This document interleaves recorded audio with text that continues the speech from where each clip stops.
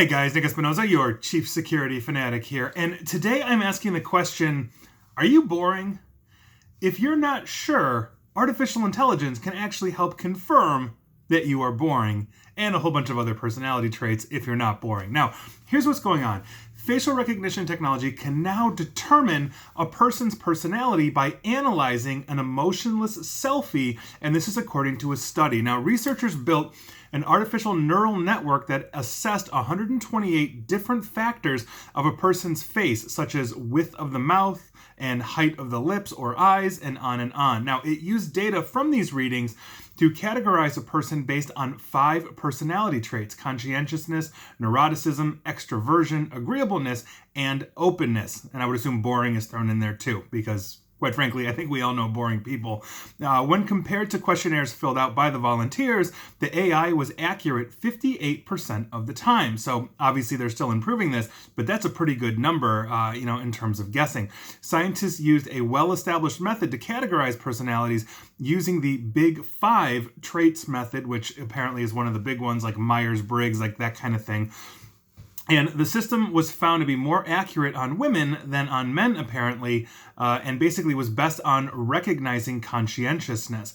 Of the 12,000 volunteers who uploaded 31,000 selfies, they were split into 2 groups. One was used to train the AI system, and the other group was used to test the network. Researchers say that pure chance would get this right about 50% of the time, and that humans are actually less consistent than facial recognition in identifying these types of personality traits. So obviously there are some practical uses for this.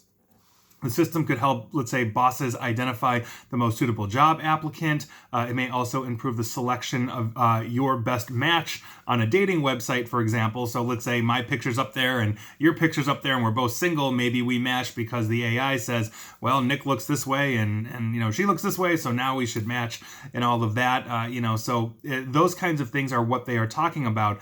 But I think, though, above and beyond that, as the tech evolves into real-time imagery, with video cameras, this could actually start possibly helping organizations like the Secret Service, for example, who obviously protects the President of the United States, and obviously other corresponding Secret Service type groups for other world leaders.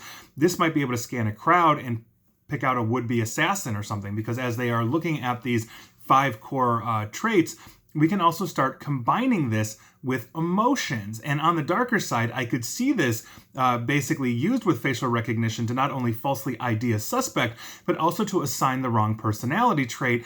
And this was my issue with Amazon when they started working with emotion, not necessarily personality trait.